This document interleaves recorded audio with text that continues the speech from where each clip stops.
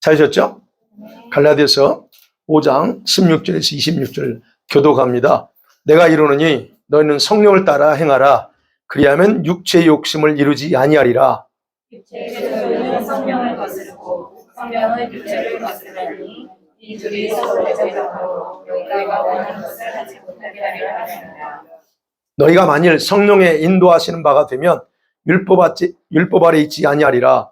육체의 분명하니 돈행과 더러운 것과 거짓과 우상 숭배와 주술과 원수 맺는 것과 분쟁과 시기와 분냄과 당짓는 것과 분열함과 이단과 우리와 술 취함과 방탕함과 또 그와 같은 것들이라. 전에 너희에게 경계한 것 같이 경계하니 경계를 하는 자들은 하나님의 나라를 그것으로 받지 못할 것이고 오직 성령의 열매는 사랑과 희락과 화평과 오래 참음과 자비와 양선과 충성과 우리와 죄인이 이런 것을 금지할 것이 없느니라. 그리스도 예수의 사람들은 육체와 함께 그 정욕과 탐심을 십자가에 못 박았느니라. 만일 우리가 성령으로 살면 그건 성령으로 인할지. 같이 읽습니다. 헛된 영광을 구하여 서로 노엽게 하거나 서로 투기하지 말지니라. 아멘. 아멘. 오늘은 참 설교를 이 부분은 몇 번 한 것 같아요. 여러분도 많이 들으셨을 거예요. 성령을 따라 살라, 성령을 쫓아 행하라, 이런 말씀으로. 자, 오늘 갈라디아서를 보면서 갈라디아 5장부터 핵심이 뭐냐면 예수 안에서의 생활은 율법의 종이 아니라 자유인이다라고 하는 겁니다. 우리가 더 이상 종이 아니라는 거예요. 왜냐하면 예수님께서 우리를 그 율법의 얽매임, 종의 상태에서 자유롭게 풀어주셨기 때문에 그렇습니다. 그렇지만 이 바울이 이 자유를 말할 때에 아주 쉽게 우리가 이 자유를 주셨는데 불구하고 이 자유를 쉽게 상실할 수 있다고 하는 경고도 동시합니다. 이 자유가 주어졌으니까 영원히 내 거가 아니고 내가 어떻게 하냐에 따라서 잃어버릴 수 있다는 거예요. 그래서 5장 1절에 말하죠. 어떤 일은 자유함에서 종으로 돌아갔다고 말해요. 아니, 왜 돌아가요?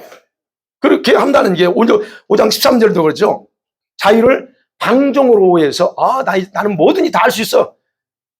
그렇게 오해하는 경우도 있다는 겁니다. 그러니까 이건 경고하는 거예요. 그렇지 않다. 그래서 13절부터 15절에서의 참된 자유가 뭐냐 그랬죠? 13절에 보면 참된 자유를 위해서 부르는데 자유는 진짜 뭐냐? 어떻게 하는 게 자유냐? 그거는 절제하고 그 다음에 이웃을 사랑하고 그 다음에 봉사하고 그리고 하나님의 율법에 대한 순종, 복종 가운데에서 그 자유는 드러나야 된다라고 말했습니다. 그러니까 나는 자유야. 그러니까 아무것도 안 해도 되는 이게 아니에요. 난 예수 믿었어. 그래서 구원받았으니까 나는 더 이상 이제 내가 걱정할 거 없고 내가 굳이 봉사하고 헌신하고 할 필요 없어. 이렇게 오해하면 안 된다는 거예요. 그게 아닙니다. 분명히 바울은 그래요. 그게 아니고 이웃을 사랑하고 율법을 완성하면서 살아야 된대요. 그렇다면 뭐죠? 이런 일들은 우리가 어떻게 일어나갈 수 있을까 하는 거예요. 자, 이건 우리가 자유를 받았으니까 자유를 가지고 율법도 말씀에 복종하고 서로 사랑하고 헤매 살아야 돼요. 그럼 어떻게 일어갈 수 있냐는 거예요. 그게 바로 핵심은 그겁니다. 오직 성령을 쫓아 행할 때 가능하다는 거예요. 그게 오늘 16절부터 핵심입니다. 오직 성령께서만 우리를 자유로운 상태로 머물게 하고 그 자유를 완성하게 할 수 있는 분이라는 겁니다. 그래서 여기서부터 바울은 우리 성령과 우리 성도들과의 관계에 얼마나 중요한가, 그리고 우리가 그 성령을 따라 사는 것이 얼마나 중요한가의 그 관계를 중심으로 해서 설명하고 있습니다. 자, 오늘 첫 번째로 생각해 보면 16절 이하에 보면 그래요. 우리 구원받은 성도에게는 두 가지의 삶의 길이 있다 말합니다. 그게 16절, 17절입니다. 이 말씀은요, 여러분, 그냥 바울이 하는 얘기 아니에요. 영적 세계의 원리를 그대로 보여주는 말씀이에요. 영의 세계는 오직 두 영역밖에 존재하지 않습니다. 빛과 어둠, 사단과 천사입니다. 여러분, 사단과 하나님을 비교해서 말할 수는 없어요. 사단은 사단일 뿐이요, 타락한 천사일 뿐입니다. 그죠? 맞죠? 그러면 이런 영의 세계가 인간에게 전해질 때에 이해하기 쉽게 설명하는 거예요. 그러니까 성령이냐 악령이냐는 거예요. 우리가 성령을 따라 살지 않으면 우리는 반드시 반대인 악령을 따라 살게 돼 있어요. 내가 하나님의 소속이 아니면 반드시 우리는 마귀의 소속이라고 요한복음 3장, 요한일서 3장 8절에서 우리는 마귀 소속이에요. 둘 중에 하나밖에 없어요, 우리는. 다시 말씀드려요. 죄의 본성을 따라 사느냐? 새로운 본성, 우리 주님이 우리에게 새롭게 창조한 새로운 본성을 따라 사느냐? 두 방법밖에 없어요. 오늘 말씀은 두 가지죠. 성령을 따라 할 거냐, 육체를 따라 할 거냐, 이거 이렇게 변한다는 거예요. 그런데 이런 영적 세계의 원리가 저와 여러분과 우리 이제 구원받은 성도들과의 생활과 관련돼서 설명할 때 투쟁으로 보이상합니다. 싸움으로 보이상해요. 뭐가 싸워요? 오늘 16, 17절이 그거예요. 육체와 성령의 대판 싸우는 겁니다. 그 싸움으로 묘사해요. 여러분, 바울은 육체를 우리가 자연적으로 타고난 어떤 타고난 본성이라고 그래요. 이거는 그냥 육체 이 바디 현재 이 바디를 말하는 게 아니죠. 우리 몸을 설명할 때 플래시죠. 네. 그러니까 이 플래시는 뭐냐? 타고난 본성이에요. 그런데 성령은 어떻게 해요? 성령은 우리를 새롭게 하고 거듭나게 하고 우리 안에 하나님의 새로운 본성을 만들어 주셨어요. 그러면서 우리 안에서 그분이 내주하신다. 성경은 그렇게 강조한 겁니다. 그래서 우리가 4장에서 봤죠. 성령이 우리 안에서 하나님을 아버지라 부르겠다. 그게 바로 이제는 새로운 본성을 받았다는 얘기예요. 그러니까 저와 여러분도 역시 마찬가지입니다. 우리 안에도 두 영역이 있어요. 두 영역 나눠집니다. 영혼과 육체입니다. 성령은 어디 계세요? 성령은 우리 영혼에 계십니다. 근데 귀신은 어디 있어요? 악한 영은 어디 있어요? 우리의 육체 안에 살고 있어요. 그러니까 분명한 건 여러분 기억하셔야 돼요. 우리 안에는 두 영이 있어요. 성령은 우리 영 안에 계시고 이 악한 영들은 우리 몸 안에 이 플래시 바디에 있어요. 그러면 성령이 우리 영 안에 계신 이유는 뭘까요? 우리 영혼이 주님께 속했기 때문에 죽을 때까지 저희 모두가 우리 모두를 천국으로 데리고 가는 것, 그게 중요한 목적이에요. 좀 해봐. 우리가 정말 하나님의 백성답게 살게끔 우리 인도하고 그 업무가 그거예요. 근데 귀신은 어떻습니까? 악한 영은 뭐예요? 우리 육체 안에서, 이 몸 안에서 살면서 우리들이 성령을 따라 살지 못하도록 방해하는 일을 합니다. 그러니까 오늘 그 얘기하는 겁니다. 너희는 성령을 따라 행하라. 그리하면 육체의 욕심을 이루지 않는다. 근데 17절에 말하게 육체의 소욕, 육체의 정욕은 성령을 자꾸 어게인스트 합니다. 근데 성령은 또 어떻게 해요? 육체를 어게인스트해서 투쟁하는 거예요. 자, 그런데 아무리 성령께서 우리 안에, 그 위대하신 성령께서 우리 안에 계셔도, 저와 여러분은 영 안에 계셔도 이 육체가 자기 영혼이 성령을 따르지 못하도록 방해하면 저와 여러분은 육체 편에 서서 살아가게 돼 있어요. 구원받았어요. 성령이 계십니다. 그럼에도 불구하고 이 육체의 정욕, 이 육체가 자꾸 내 영혼이 성령을 따르지 못하도록 방해해. 그러면 그 방해할 때 내가 그 방해하는 대로 움직이면 나는 어떻게 돼요? 결국은 육체가 원하는 것 행하며 살 수 있다는 거예요. 그렇게 되면 어떻게 해요? 성령이 계시는 목적은 달성하지 못하게 되는 겁니다. 그래서 이 둘은 우리 안에서 항상 대항하고 싸워. 우리 안에서 일어나는 전쟁은요, 이거는 서로 화합할 수 없습니다. 평화를 이룰 수 없는 싸움이에요.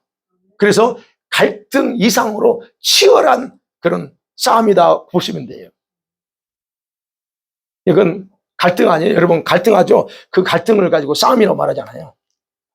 물론 갈등하죠. 이거 할까 말까 갈등하지만 그냥 더 그 이상이에요. 우리는 그거를 생각하셔야 돼요. 아유, 갈등하는데 그 뭐 이런 차원이 아니에요. 이상이에요. 그래서 뭐라고 그랬어요? 여기 보면 서로가 대적하면서 우리가 원하는 것을 이루지 못하게 한다 그랬어요. 그죠? 이 둘이 서로 대적함으로 너희가 원하는 것을 하지 못하게 한다 그래요. 그럼 원하는 게 뭘까 하는 거예요. 원하는 것. 성령이 원하는 게 있고 육체가 원하는 게 있죠. 그러면 성령이 원하는 것을 못하게 해. 누가? 이 육체가. 즉 육체를 갖고 있는 악한 영들이 조종하면 육체의 소욕과 정욕을 통해서 조종하면서 우리가 하지 못해요. 그럼 이 원하는 것이라고 하는 것은 단순히 충동적인 행동을 말하는 게 아니고 충동적으로 뭘 해야지 이게 아니고 뭔가 도덕적으로 우리가 인간이기 때문에 도덕적인 인간이기 때문에 도덕적으로 그다음에 의롭게 살려고 하거나 이런 노력하고 뭔가를 하고 싶어하는 갈망 이런 부분 우리 신앙인이 뭘 갈망하겠어요? 여러분이 부자 되는 걸 갈망하십니까? 그건 성령이 주는 갈망이 아니에요. 이거는 우리가 먹고 사는 데는 여러분 의식주에 필요한 거 있지만 그것을 목표로 두고 여러분이 그거 이뤄가라고 여러분 밀어주지는 않습니다. 어떻게 하죠? 여러분 다 부자가 되고 싶을 텐데 근데 성령님 그 일 하려고 우리 안에 계시지 않아요. 그냥 이런 어떤 노력, 열정적인 이런 모든 것을 통해서 뭔가 하려고 하는데 성령은 나를 그렇게 하려고 하는데 이 육체가 못하게 만들어요. 그럼 또 성령은 뭐 할 거예요? 우리가 악을 행하고 잘못된 일을 행하려고 하는 그 육체의 소욕을 못하게 딱 차단시켜요. 이렇게 서로 이런 상황이 있다. 그러니까 여러분 육체는 우리에게 참 자유를 누리는 삶을 방해하는 그런 역할을 하는 거예요. 그래서 18절에 바울이 얘기하는 거예요. 만일 너희가 성령의 인도하시는 바가 되면 율법 아래 있지 않노 그래요. 그러니까 성령의 인도를 따라 사는 것이 얼마나 중요한가에 대해서 바로 율법과의 관계에서 설명하는 겁니다. 자 그러면 그랬잖아요. 성령의 인도를 받아. 그러면 여러분은 더 이상 율법 아래에 있지 않고 자유한대요. 왜요? 성령을 여러분이 따라 살면 여러분 율법을 완성해요. 그렇잖아요. 성령 따라 살면 14절에서 율법은 이웃을 사랑하라고 하는 것을 다 통해서 완성해버려요. 성령이 뭘 여러분 어떻게 인도할 것 같아요? 이웃에게 나쁜 짓 하라고 절대 안 해요. 사랑하라고 하지. 계명을 완성하라고 그러지. 그러면 우리는 성령을 따라 살면 굳이 그러니까 율법에 매이지 않고 율법을 완성하는 상태이기 때문에 지금 이제 18절에서 말하는 거. 그러면 뭐가 중요하냐? 여기서는 그래요. 바울이 말하고 싶은 거래요. 거짓 선생들이 주장하잖아요. 뭘 주장해요? 너희들이 구원받으려면 예수도 믿어야 되지만 또 뭐가 필요해요? 그 믿음에다가 유대인들의 특권인 할례라고 하는 원리를 적용해서 너도 그렇게 해야 된다는 거예요. 이 원리, 그들이 주장하는 그 원리는 더 이상 필요 없다는 거예요. 그게 바로 율법 아래 있지 않다는 의미이기도 합니다. 그래서 이방인이든 유대인들이든 구원받은 사람의 삶은 성령의 인도를 받고 사는 것이 가장 중요하다는 거예요. 자, 그러면 성령의 인도를 받는다는 것은 어떤 걸 말할까 하는 거예요. 여러분 성령 인도를 어떤 걸 말하죠? 성령 인도를 받는다 할 때 어떤 걸 말해요? 여러분 성령께서 우리에게 직접적으로 말씀하고 감동하는 것 맞죠? 그죠? 그렇게 인도하십니다. 근데 그 이상이에요. 그것만 인도하는 게 아니고 그 성령께서 우리 각자 안에서 이미 행하신 것을 따라 사는 것도 포함되는 말이에요. 여러분 성경에는요 간략하게 제가 말씀드리면 성령께서 우리 안에 여러분 안에서 예수 믿었을 때 성령이 우리 안에 들어오시면서 행하신 것들이 이미 있어요. 로마서 6장 10절에 말합니다. 이제는 우리가 죄와 육신이 아닌 하나님께 반항하며 살게 만들었어요. 그게 행하신 거예요. 8장 13절에 보면 로마서 8장 13절에 보면 우리 몸의 행실, 이 자꾸 몸이 원하는 것을 하려고 하는 행실을 죽이며 살게끔 했다 말합니다. 누가요? 성령께서. 내가 한 게 아니고 성령께서 우리 안에 들어오실 때 그걸 해버렸어요. 갈라디아 4장 6절이 이미 봤습니다. 하나님을 누구라고 불러요? 아빠, 아버지라 부르는 새로운 본성도 주셨다 그래요. 누가 했어요? 성령님이. 요한복음 16장 13절에서는 그래요. 성령은 뭘 하냐면 우리를 모든 진리 가운데로 인도하고 있습니다. 자, 예를 들어 요것만 말씀드려요. 그러면 이미 앞으로 성령이 할 거가 아니고 이미 이것은 완성해버렸어요. 예수 믿는 모든, 이거는 어린아이들 뿐만 아니라 어른 모두에게 다 이미 성령께서 완성하신 거예요. 그렇다면 다시 말씀드리면 성령은 구원받은 성도들의 영혼 속에 거하시면서 우리들에게 새로운 성품을 창조했어요. 육신의 본성이 아니라 그 육체의 욕망을 따르지 않고 말씀에 순종하게끔 모든 걸 다 바꿔놓았다는 거예요. 그러니까 더 이상 우리는 육체의 욕구에 굴복하지 않고 대항하며 살 수 있도록 우리에게 강한 마음을 주셨다 하는 거예요. 그리고 동시에 더 있어요. 동시에 우리의 영혼의, 제가 그랬죠. 우리 양심이 뭐라고 그랬죠, 제가? 여러분, 영성 공부하면서 제가 그랬어요. 우리 양심은 뭐라고 그랬어요? 영혼의 입이라고 그랬어요. 영혼의, 여러분, 각 사람의 영혼이 말을 해야 될 거 아니에요. 영혼이 어떻게, 여러분, 영혼이 말을 하는데 그 말을 어떻게, 뭘로 할까? 우리한테, 육체를 입은 나한테 여러분 영이 말을 합니다. 근데 그 입이 뭐냐? 양심이라는 거예요. 그래서 양심이 회복돼요. 예수 믿고 나면 양심이 살아나. 그래서 성령은 우리 영한테 말씀할 때 나의 영은 뭘로 작용하냐? 우리한테 뭘 말하냐? 양심을 통해서 말하는 거예요. 너 이거 굳이 뭐 소리 내서 말하지 않지만 내 소리, 양심의 소리를 다 들어. 그죠? 바로 양심을 깨워놨다는 거예요. 그래서 우리 하나님과 말씀에 따라 판단하면서 반응하도록 만들었다고 하는 겁니다. 그래서 우리들에게는 얼마든지 이제는 이 육체를 대항하여 싸울 때 승리하도록 모든 시스템이 완전히 우리 안에 구축됐다는 의미예요.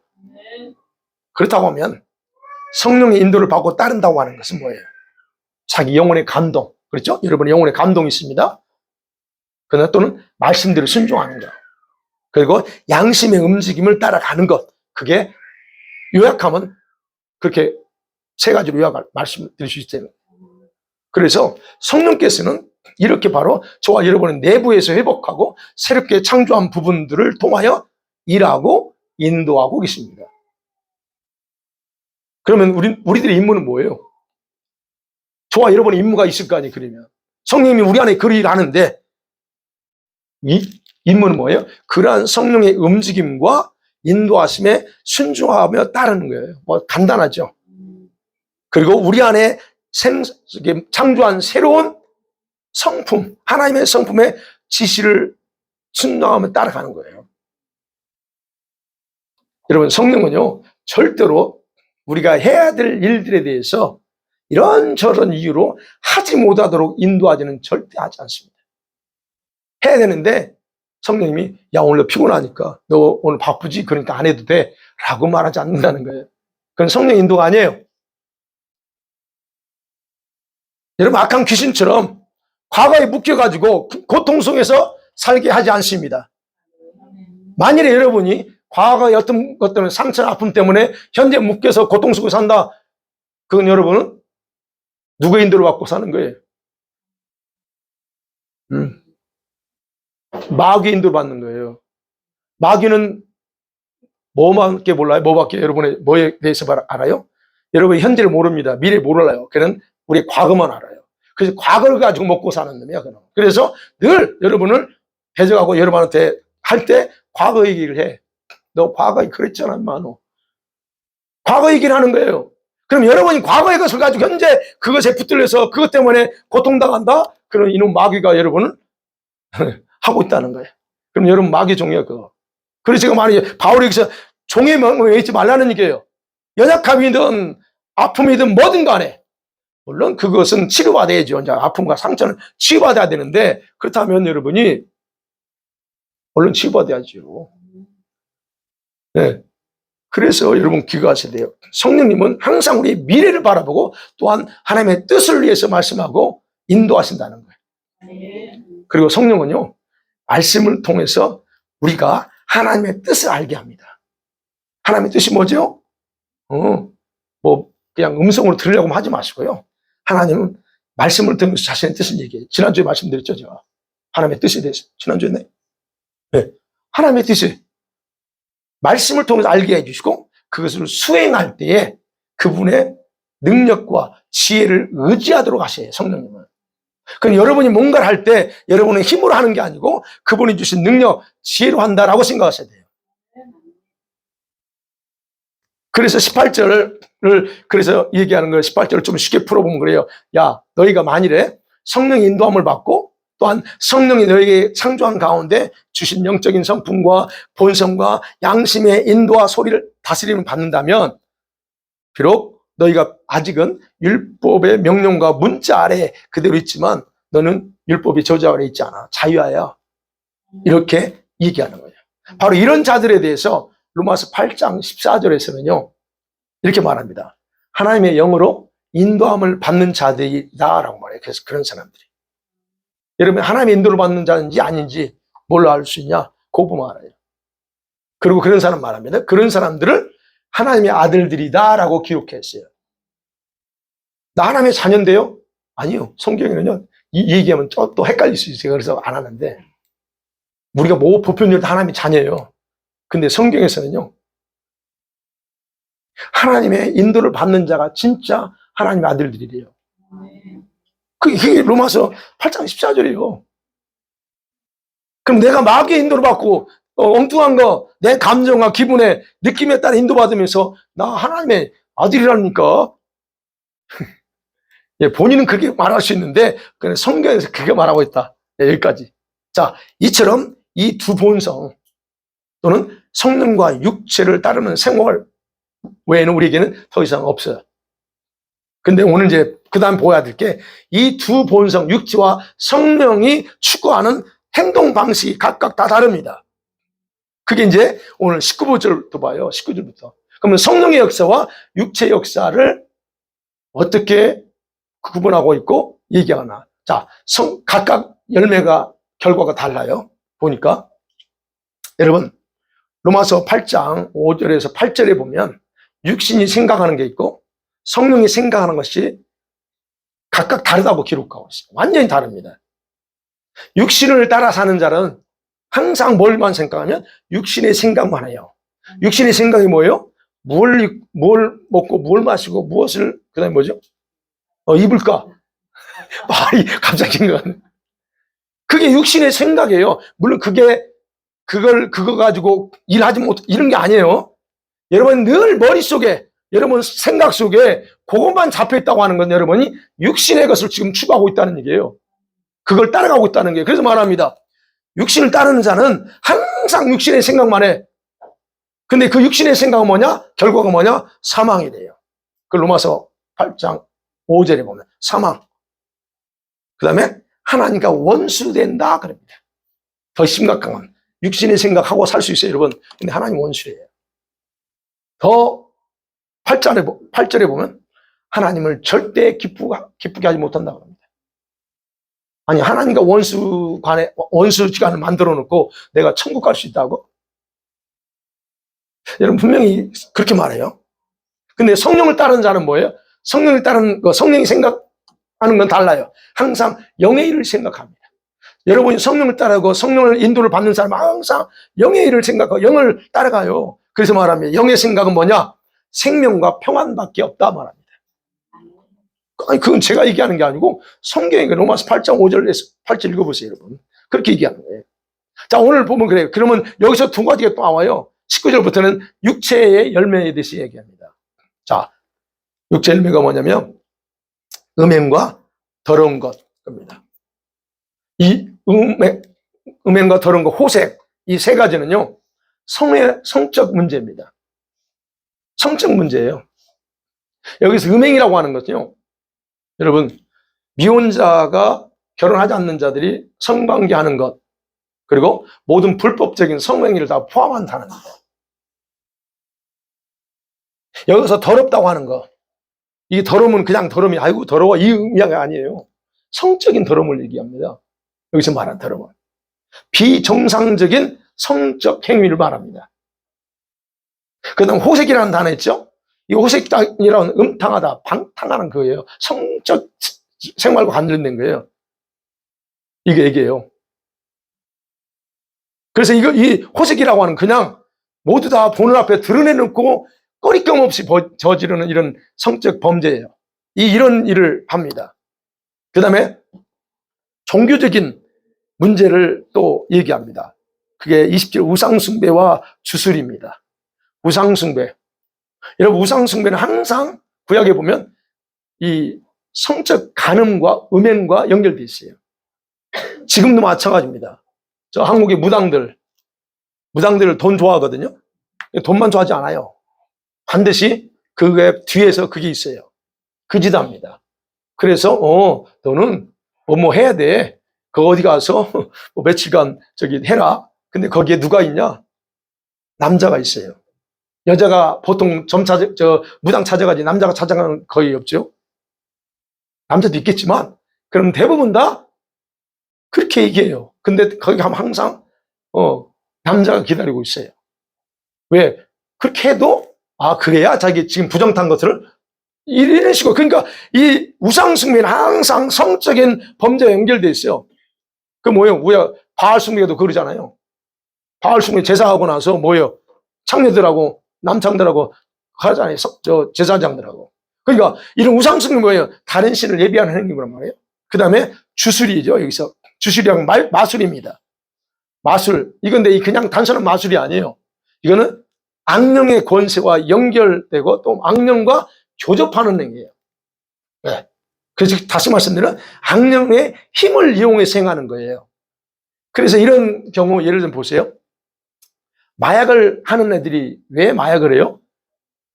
물론 환각 상태에 들어가지만 마약하면 반드시 뭘 해요? 그 다음에 혼잡한 성적 행동을 해요. 이게 지금 마술 또는 주술이라는 게 그것과 연결돼 있어요. 이것도. 근데 이건 종교예요. 걔네들은. 종교적인 부분입니다. 그 다음에 뭐냐면 사회적인 문제를 언급합니다. 그게 원수 맺는 것과 해가지고 쭉 21절에 투기까지예요. 원수 맺는 거. 이건 원수 맺는다는 적대한다는 거예요. 적대관계, 분쟁, 싸움. 여기 보면 분쟁, 싸움입니다. 그 다음에 다투기 좋아하는 성질. 이거 이제 조금 더 헬라 말을 쉽게 표현하면 그래요. 그 다음에 시기, 분냄. 분노입니다. 이건. 그 다음에 당짓는 겁니다. 이건 역시 분쟁하는 거예요. 방파를 만드는 거예요. 그 다음에 분열. 이건 이기적인 욕망이라는 뜻입니다. 좀 이렇게 더 이해하기 쉽게. 여기 우리 성경에는 분열이라고 표현하는데, 이기적인 욕망으로 해서 그냥, 막 하는 거예요. 싸우는 거예요. 그 다음에 이단이라고 표현됐는데, 헬라어에서는 이단이라기보다 파당을 짓는 걸 얘기합니다. 파당. 이게 좀, 그래서 교회 안에서 자꾸 이렇게 팔을 만드는 거, 이런 건 좋지 않아요. 그 다음에 투기 또는 질투입니다. 이런 건 사실 사회적 관계, 인간관계를 파탄나는 행위들이에요. 그 다음에 21절 술 취하고 방탕한 거. 이거는 개인의 취향, 즉 개인 이렇게 제가 취향이라고 표현했는데 개인과 관련된 부분. 술 취하는 거. 여러분 술 취하는 거 뭐 개인이 하잖아요. 방탕. 여기서 방탕이라고 하는 쾌락을 얘기합니다. 유흥을 따라가는 거. 그러니까 다시 또 조금 더 풀어 술 먹고 그냥 제잘거리고 지 마음대로 막 이렇게 하는 이런 행위를 바로 여기서는 헬라에서는 방탕이라고 그래요. 이게 결국 개인적인 부분이에요. 자, 이런 어떤 부분들이 육체를 따라가는 사람들 반드시 이런 결과로 나타나요. 그러면 이게 육체를 따라가니까 이 모든 한꺼번에 다 맺느냐? 그건 아니에요. 어떤 사람은 시기하고 질투가 강하게 나타날 수 있어요. 그러면 그 뭐냐? 나는 지금 육체 일을 내가 행하고 있다 생각하시면 돼요. 누군가에 대해서 막 이 질투하고 미워하고 분노하고 이런 것들을 한다. 그럼 내가 지금 뭘 따라가고 있다는 얘기예요. 그거예요. 근데 이런 사람에 대해서 바울이 단호하게 경고합니다. 이런 일을 너에게 경계한 것 같이 예전에 이런 일 하는 자는 하나님 나라 유업을 못 받아 그럽니다.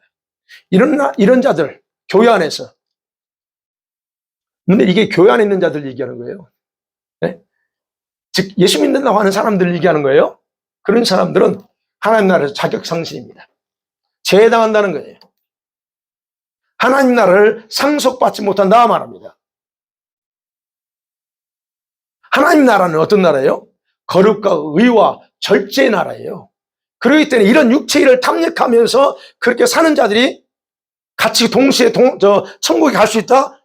거짓말이에요. 그런 말씀 전한다면 여러분. 그 목사 거짓말하는 겁니다. 성경을 자기 맛대로 하는 거예요. 거기서 제대해요. 성경이 분명히.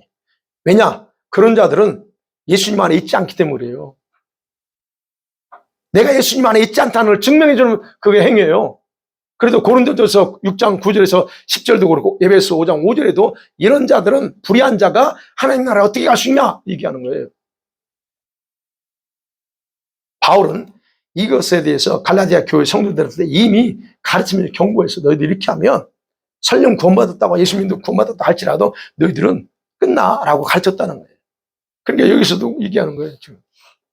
그래서 저와 여러분이 이 부분에 대해서 굉장히 조심하셔야 돼요. 그러면 또 이렇게 읽다가 또 조금 더 깊이 고민하는 사람, 아니 질투했다고 내가 그러면 질투한 거 가지고 내가 그래? 이렇게 고민할 수도 있어요, 여러분. 고민이 돼요.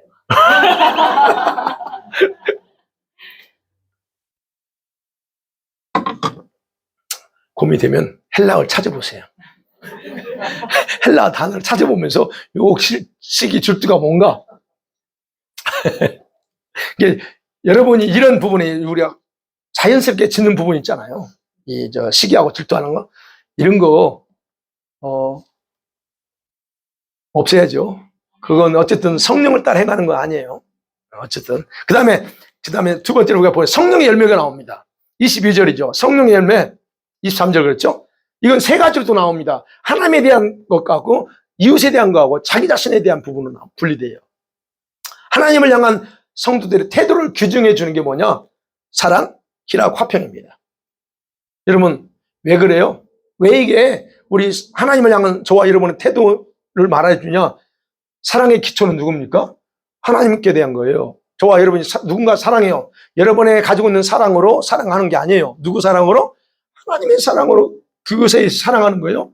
그래서 중요해요. 희락이 뭐죠? 희락은 기쁨이잖아요. 네. 희락도 어디 안에서 우리가 진짜 기쁜 거예요? 하나님의 주님 안에서 희락이 진짜 희락이에요. 그러니까 그렇다는 그 다음에 화평 뭐예요? 화평 역시 하나님과의 화평이 이루어야 모든 것에 분야에서 평화 유지나요. 그렇기 때문에 이 세 가지는 하나님과의 관계 속에서 저와 여러분의 성격 또는 주님을 향한 그 성도의 태도를 가르쳐 준다는 거예요. 그 다음에 두 번째는 이웃과 관련된 부분이 있어요. 오래 참는 거, 자비, 양선. 오래 참은 뭐 이런 거 있죠. 오래 참 말씀드렸구나. 자, 그러면 보세요.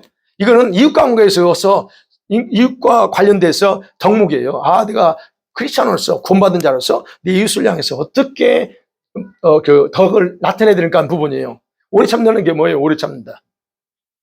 네. 여러분 다 아시죠? 오래 참는다는 거. 네. 누굴 향해서 오래 참아야 돼요? 나를 억압하고 힘들게 하는 사람들에 대해서. 핍박하는 사람도 역시 해당되는 거예요. 네. 그 다음에 자비 그랬죠. 자비가 뭐예요? 자비는 자신의 기질과 연결되어 있습니다. 그 단어의 뜻을 좀 더 이렇게 이게 쉽게 표현하면 우리 자신의 각자의 기질과 관련된 자비예요. 근데 양선은 뭐예요? 우리 양선. 우리의 말과 행동과 관련된 단어예요. 말과 행동. 네. 이거 말은 구체적으로 하나하나 안 봐요. 그 다음에 세 번째, 자기 자신과 관련된 게 있어요. 충성, 온유, 절제입니다. 이건 자기 자신이에요. 충성이 뭐예요? 개인의 신실성을 얘기하잖아요. 내가 참 충성스러워 라고 뭐예요? 참 충성이라는 단어가 페이스블리스 아니에요. 그러니까 결국 뭐냐요? 내가 얼마나 신실하냐는 거예요. 하나님한테 대해서 신실하고 나 자신에 대해서 신실하고 뭐 이웃에 대해서 신실하고. 그러니까 이거는 본 개인의 그런 어떤 충성은 그렇다는 거예요. 그럼 온유는 뭐예요? 온유는 주님의 성품이죠. 나는 마음이 온유하고 겸손한 예수님의 성품이에요. 예수님의 그 부드러운 성품. 근데 그것을 우리가 성령의 열매 또 성령을 따라 살면 그렇게 우리도 변화된다 하는 부분이고 우리가 추구해야 될 거 그렇다는 거예요. 그 다음에 절제죠. 절제야 뭐 우리가 뻔한 거죠. 그러면 자, 충성과 그 다음에 온유 이 두 가지를 완성하기 위해서 뭘로 완성하느냐? 절제를 통해서 완성해요. 네. 그래서 절제가 제일 마지막에 나오잖아요. 이 절제가 모든 덕목 중에 이 성령의 열매 중에서 제일 으뜸이라고 학자는 다 얘기해요. 모든 걸 다 있는데 절제가 안 돼. 그러면 끝나는 거예요. 네. 자, 그래서 말하는 겁니다. 이 모든 것은 성령이 임했을 때 또는 성령의 인도를 받고 살아갈 때 우리 생활 속에서 그다음에 개인의 내면에서 자연적으로 나타나는 열매다라고 그렇게 바울이 말하는 거예요. 그리고 이런 열매와 맞서서 금지할 법은 없다라고 단호하게 선하죠. 23절. 이 같은 것을 금지할 법, 율법은 존재하지 않아요. 그러면 율법은 사람을 얽매고 자꾸 제어하지만 성령을 따라 살면 율법이 사람을 제어할 수 없다는 얘기예요. 더 이상 얽매일 필요 없다. 그렇기 때문에 바울은 강조하네. 성령을 따라 사는 거, 그건 율법을 완성하는 것이고, 그리고 그 다음으로 육체의 욕심을 이루지 않는 것이고, 그 다음에 성령의 아름다운 열매를 맺는 것, 그것을 막을 게 없다. 방해거리가 없다 하는 거예요. 그게 지금 이제 23절까지 결론입니다. 자, 마지막 세 번째 24절에서 26절을 봅니다. 그러면 이거 봐야지. 이런 육체의 열매도 있고 성령의 열매도 있어요. 그러면 우리가 과연 이 성령을 따라 살고 성령의 열매를 맺을 수 있는 그런 가능성이 우리한테 있냐는 거예요. 우리 크리스찬이 어떤 존재냐? 여러분같이 어떤 존재냐? 실체가 뭐냐는 거예요. 다시 말씀드리면 나는 어떤 존재로 지금 만들어져 있는가 봐야 된다는 거예요. 이거 내가 너무 어려운데 이거. 아까 시기하는 게 나는 안 끊쳐져. 질투하는 게 이게 안 돼. 과연 그게 이거를 이로부터 자유할 수 있게끔 돼 있느냐 아니냐는 거예요. 여러분 어떻게 생각하세요? 내가 이런 성령의 열매 또는 육체의 일을 거부하고 성령의 열매를 맺을 수 있는 존재가 되는 것 같아요? 아닌 것 같아요? 아니 정말 보자고요.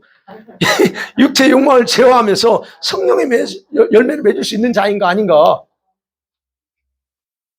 일단 아멘부터 하는 거예요. 왜냐하면 성경이 그렇게 돼 있으니까. 나 눈치가 없어.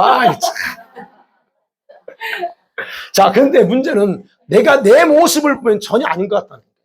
여러분 왜 아멘 못하느냐면 내 모습을 보니까 아닌 것 같거든요. 내 모습 보면 안 돼. 맞아요. 나도 내 모습 보면 불가능합니다. 내가 보통 사람이 아니거든. 아이고. 근데 바울이 뭘 얘기하는 거예요? 바울은 다음과 같이 우리 희망을 주는 얘기예요. 그게 24절이에요. 24절 보겠습니다. 24절. 시작. 그리스도 예수의 사람들은 아멘. 희망이 뭐예요? 우리들이 제일 먼저 생각해야 될 게 있어요. 연약한 내가 할 수 있는 것이 아니고 내가 이미 그런 존재로 만들어졌다는 걸 먼저 인식하는 거예요. 일반적으로 그러잖아요. 일반적으로 성도는 자신을 낮게 생각해요. 아이고, 그죠? 항상 그런 습관이 있어요. 자기도 모르게, 아이고, 나 같은 사람은, 아이고, 목사님, 아이고, 나 그거 못해요. 이런 습관이 있다는 얘기예요. 그래서 그런 습관이 있고, 그렇게 말하는 걸 좋아합니다. 그게 왜 그렇게 할까요? 자신의 약한 자신을 바라보기 때문에 그래요. 여러분이 이 말씀들이 하나하나 성령의 도우심 받지 않고는 행할 수 있는 게 없어요. 그러면 우리는 아무리 믿음이 뛰어나도 목사인 저도 불가능해요. 그럼 뭐만 필요해요? 성령의 도움. 그래서 우리에서는 절대적으로 성령의 도움 필요하고 성령을 의지하는 방법밖에 없어요. 내가 잠깐 하는 것 같아. 내가 이제 에너지가 있고 믿음이 있으니까 하라면 하지. 근데 그게 얼마나 가느냐는 거예요. 한 달? 내 용량으로는 한 달밖에 안 돼. 그러면 어떻게? 그 다음 한 달 후면 어떻게 할까요, 그럼? 안 되는 거? 이걸 잘 아셔야 된다는 거예요. 그러니까 나 연약한 내 모습 보고 항상 나는 안 돼요라고 하는 거 생각하지 말고 어떻게 봐야 돼요? 내가 아니면 여러분이 그리스도 안에서 어떤 존재로 바뀌었는가 이런 걸 여러분이 말하고 그리고 생각해야 된다는 거예요. 그게 성경에서 우리에 대해서 말하고 있기 때문에 그래요.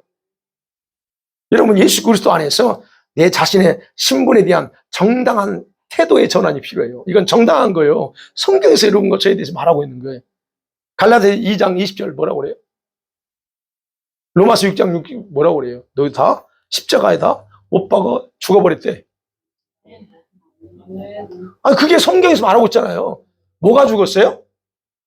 뭐가 죽었어요? 내가 죽었는데 그 내가 누구냐는 거예요. 옛사람, 예? 옛사람의 성품, 그 본성, 육체를 따라 살려가는 그 본성들은 다 이미 법적으로 다 십자가에 못 박아 죽었다는 거예요. 그리고 주님께서 부활하셨을 때 영적인 새로운 생명이 내 안에 들어왔다. 지금 계속 앞에서 말씀드린 거예요. 그렇기 때문에 저와 여러분의 실체는 뭐냐? 이미 승리할 수밖에 없는 상태이고 그런 존재라는 것을 스스로 인식하고 사는 것이 가장 중요하다는 겁니다. 이 부분이 확실히 써야 돼요. 자, 이런 인식이 가졌어요, 이제? 그러면 그 다음에 할 일이 있어요. 이 인식을 가졌으면 그 다음에 우리들의 책임과 역할에 충실만 하면 이 모든 건 다 끝납니다. 그럼 가장 기본이 뭐예요? 인식이, 내가 그런 존재구나. 그러니 더 이상 감사하게도 저희 여러분들은 제 앞에서 목사님 나 연약해서 못해요 하는 분은 없기 때문에 저는 그 말 듣기 싫다고 그러죠. 왜 자꾸 이게 그거 하나님이 그러니까 그 다음에 할 게 뭐예요? 바울이 그 얘기하는 거예요. 바울이 너희가 그리스도 예수와에 속한 자라면 그 얘기하는 건 예수에 속한 자라면 그 육체와 함께 뭘 주겠어요? 정욕과 탐심을 육신의 본성이에요. 십자가에 못 박았다 그 얘기해요. 그럼 여기서 또 박아? 아니 못 박았는데 이미 박았는데 네, 이 의미예요. 이미 십자가에 못 박았지만 우리가 기억해야 돼요. 또한 우리 자신에 의해서 십자가에 못 박아야 된다는 말이 이 말이에요. 그러면 생각이 이제 아까 십자가에 못 박았다고 그랬어요. 언제 못 박았어요? 우리가 예수 믿고 회개하는 순간 성령이 완성했어요. 못 박아 죽는 건 이미 죽은 건 성령에서 완성됐습니다. 그럼 이때 죽었어요? 예수 믿었을 때? 여러분이 언제 예수 믿었어요? 그때 생각해 보세요. 그때 죽었어. 그럼 50년 됐어요? 50년 전에 죽었어요. 5년 전에 죽었어요. 3년 전에 죽었어요. 여러분 3년 전에 50년 70년 전에 죽었어. 그러면 그때 죽음은 뭘 죽었다고요? 내 타락된 본성, 성품, 육신의 욕망 이 등이 처리되면서 뭐가 됐어요? 하나님의 성품과 본성을 갖게 만들어서 그 죽음을 통해서요. 자, 그 이후에 하나님의 회복된 본성으로 이제는 실제 내 육체 안에서 활동하는 정욕, 욕망은 못 박아 처리해야 된다는 거예요. 그게 우리 역할이라는 거예요. 육체의 정욕이 뭐예요? 여기 있어요? 여기 있잖아요. 육체의 정욕. 이 뭐냐면 의지적으로 내가 하려고 하지 않아도 자동적으로 일어나는 이전 죄된 그런 감정들이에요. 하기 싫은데 내 의지는 원하지 않아. 근데 그냥 자동적으로 나와버려요. 이게 바로 육체 정욕이에요. 근데 여전히 살아있어 내 안에. 그러나 뿌리는 십자가에 못 박아 죽었어요. 그거 아셔야 된다는 거예요. 탐심이 뭐예요? 탐심. 여기서 말하는 탐심은 뭐예요? 눈을 통해서 눈을 봄을 통해서 귀를 들음을 통해서 뭐예요? 쉼 없이 올라오는 욕구예요. 죄를 짓고자 하는 육신을 따라 살고자 하는 욕구예요. 그게 탐심입니다. 그러면 그러죠. 예수님께 죽으셨을 때 못 박았다. 그래서 완전히 제거된 게 아니라는 거예요. 그거는 모든 걸 다 바꿔놨어요. 그리고 실제 내 몸에서 지금 일어나고 있는 여전히 지금 이런 작용하고 있기 때문에 그것들을 우리가 십자가에 다시 못 박을 때에 이미 십자가에 못 박힌 그 사건의 근거에서 처리될 수 있다는 얘기예요. 네. 물론 여러분 육체의 본성을 거부한다는 게 얼마나 고통스러워요. 그러니까 그게 그렇게 재밌고 좋은 걸 이걸 안 해야 된다니 그게 말이 돼요? 나 영화 진짜 좋아하는데요. 저는 진짜 영화를 너무 좋아해요. 액션 영화 그것도. 액션 영화 그때 당시 그랬죠. 쿵푸. 그런 영화 좋아하고 액션 영화 이거 얼마나 좋아요. 공상 영화 같은 너무 좋아해요. 너무 좋아하니까 돈이 없을 때는 어떻게 비디오 빌려서 보는 거지. 너무 좋아요. 근데 이런 거를 이걸 거부해야 돼. 아니야 이거. 또 제가 보면 레슬링을 좋아해요. 그 막 하는 거 있잖아요. 막 뒤집고 팍 해버리는 거. 이런 걸 너무 좋아해요. 그래서 여기 와가지고 거하는데 너무 재밌는 거예요. 근데 중요한 거는 이런 것들을 거부한다는 게 여러분이 진짜 좋아하는 것들이 많은데 그거를 거부한다는 게 쉽냐 이거예요. 그래서 고통이라 그래요. 이거를 끊어야 되는 고통이야. 그렇지만 고통스럽지만 다뤄야 된다 하는 얘기예요. 근데 이게 한 번에 안 죽는다는 거예요. 문제는 한 번에 안 죽어. 그래서 어떻게 해요? 단숨에 죽지 않았기 때문에 점진적으로 죽여야 된다는 거예요. 그러니까 한 번 했어요. 이게 다 50번 해야 죽어. 그렇다면 이번 한 번 했어요. 그러면 이틀 후에 또 한 번 해. 그러면 이 점진적이라는 거예요. 점진적이에요. 왜냐? 육체는 반드시 십자가에 못 박아야 될 운명이니까 그래요. 아멘? 그래서 그 얘기하는 그 방법은 여러분 있어. 그럼 어떻게 여러분 어떤 방법으로 십자가에 못 박을 수 있나? 예수님이 말씀하셨어요. 날마다 십자가 지는 거예요. 그리고 자기 부인하는 겁니다. 이건 가장 기본이에요. 그래서 부인해야 돼. 아니야, 나는 이런 거 부인해야 돼요. 그 다음에 회개입니다. 내가 오늘도 못 박으려는데 실패했어. 그것에 대해서 여러분이 잘못하고 뭐 큰 죄라 그러신 게 아니고 하나님 앞에서 어찌됐든 행함을 통해서 나타난 그 결과는 회개해야 돼요. 그래서 회개하는 거예요. 그래서 못 박는다고 하는 단순 과거입니다. 그러면 그게 회개하는 순간에 가능하다는 의미예요. 회개하는 순간에. 그리고 어떻게 오늘 이제 자기 부인하는 거예요. 그 다음에 회개합니다. 그 다음에 오늘 나오는 그리스도인의 여러분 삶의 원동력인 성령을 따라 살면 가능하다 하는 게 25절이에요. 그래서 만일 우리가 성령으로 살면 또한 성령을 행할지니 그래요. 성령을 따라 살면 이게 너무 쉽다는 거예요. 자, 성령의 인도를 받는 것은 그 시제가 수동태입니다. 여기서 지금 제가 있죠. 성령의 인도를 받는 것이 뭐고 성령을 따라 사는 것이 뭐고 성령을 쫓아 사는 것이 약간 표현이 있는데 차이점이 있어요. 그걸 말씀드리려고 해요. 여러분 성령의 인도받는 건 그 시제가 수동태라고 그랬어요. 그러면 성령 인도하면 우리 뭐 하면 돼요? 가면 돼요. 다 따라가면 돼. 성령을 쫓아내려. 16절도 그렇고 25절도. 이거 현재 진행형입니다. 진행형이 능동태예요. 그러면 인도는 성령이 하는데 뭐 해야 돼요? 뒤쫓아가는 건 우리가 해야 된다는 얘기예요. 네. 쫓아가되 여러분 쫓아가는 것은 내일 쫓아가는 게 아니고 현재 쫓아가야 되는 거고 스스로가 능동적으로 의욕을 가지고 따라가야 될 책임이 있다는 걸 말해주는 거예요. 그렇기 때문에 저와 여러분이 성령으로 사는 자라고 하면 그 증거는 뭘로 나타나요? 그 성령을 쫓아 행하는 삶으로 나타나야 되는 거예요. 그렇지 않고는 그래서 바울이 마지막 26절이잖아요. 26절이 무슨 말 같아요? 이게 이 앞뒤가 안 맞는 말 같잖아요. 헛된 영광을 구하며 서로 노엽게 하거나 투기하지 말래요. 이게 앞뒤가 안 맞는 말 같아요. 그런데 우리가 이렇게 따라가지 않으면 스스로 자만해지고 스스로 경쟁하면서 성령 간에 노엽게 하고 시기하는 것이 즉 육신의 어떤 걸로 결과를 나올 수 있다 하는 거예요. 결론입니다.